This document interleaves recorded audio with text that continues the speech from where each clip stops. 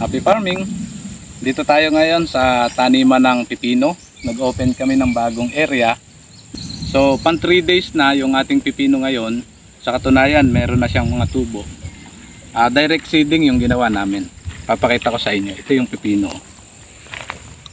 Ayan. 3 days na siya. Ito yung isa.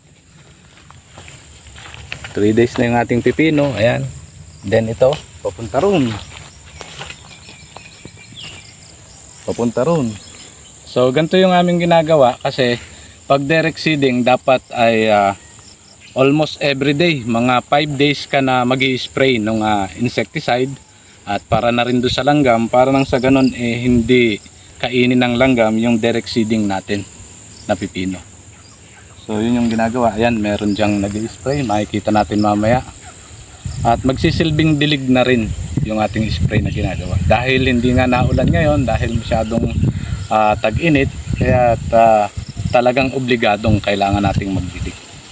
So, kaya yun ang nangyari. Dahil nag-i-spray kami, naipakita natin na tumutubo yung ating pipino. Ito, kung mapapansin nyo, may tubo siya. Then, pupunta roon. Itong isa, wala pa.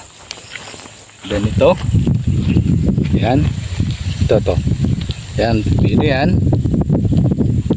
Saka ito. Papunta ron. At ayan yung ating nag-i-spray at nagdidilig pa rin. Meron niyang insecticide pero very minimal lang. Kakaunti lang yung insecticide na nilalagay natin para lang pinakang paamoy dun sa ating dun sa mga langgam, dun sa mga insekto na naririyan. So hindi na namin siya inararo. Ang ginawa namin dito ano na lang, inasarol na lang namin kasi masyadong matuod ito nung nakaraan. Ito ay maraming tuod kaya mahirap araruhin ng kalabaw. So ayun yung aming ginawa, amin na lang inasarol at para nang sa ganon makatanim na rin kaagad kami. Kasi naghahabol kami sa panahon dahil ngayon ay May na. Ang petsa nga pala ngayon ay May 15. So, piyesta ng San Isidro Labrador. So, yun yung aming ginawa para nakaabang kami ngayong pagpatak ng ulan ng Mayo. So, sana nga umulan na para sa ganun hindi na kami magdilig para mas mabilis tumubo yung ating pipino. Kung mapapansin nyo, medyo perfect yung ating yung ating pipino. Ayan yung isa. Then ito. Then ayun. So, tubo siya. Ayun. Ang ginawa nga pala namin dito sa lugar ay medyo ang distance niya hindi namin masyadong nilapit-lapit parang sa ganun gumanda yung ating pipino. Kung dadangkalin natin para ma-share ko sa inyo yung ginawa namin at mai-update ko kayo lagi dito. 1, 2, 3, 4. Almost 4 na dangkal yung pagitan ng bawat hill nila sa rows. Then dun sa naman between rows, ayan lang.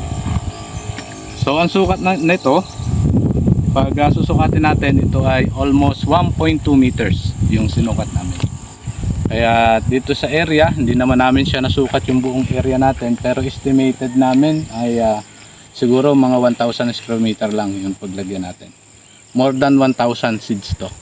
So, puntahan natin yan para makita pa natin. Hanggang dun sa nag-i-spray yung ating taniman. So, maliit lang siya, pero nag-open kami ng bago para sa ganun medyo bago yung tataniman ng ating mga halamanan. Kasi doon sa mga iba nating taniman na naririyan ay lagi na nating natatamnan. Ito bago pa lang natin tatamnan ng pipino. Then inaasahan natin after ng pipino maglalagay kami ng trellis. Kaya kami hindi nga pala naglagay muna ng trellis ngayon dahil sa medyo tag-araw ngayon kailangan diligin para mas madaling makapagdilig doon sa bawat linya niya. Then pagka medyo kita namin na at least mga 1 week na mag-i-start na kami ng paglalagay ng trellis. So ayan,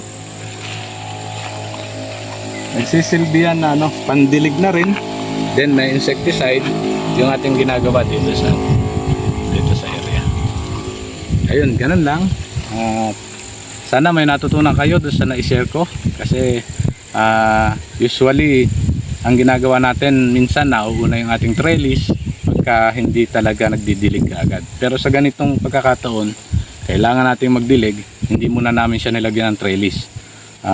Tinaniman muna namin siya, then dinidilig, at inaasahan naman natin na itong susunod na buwan na to o susunod na araw ay uulan na rin. Kaya doon kami mag-start maglagay ng trellis.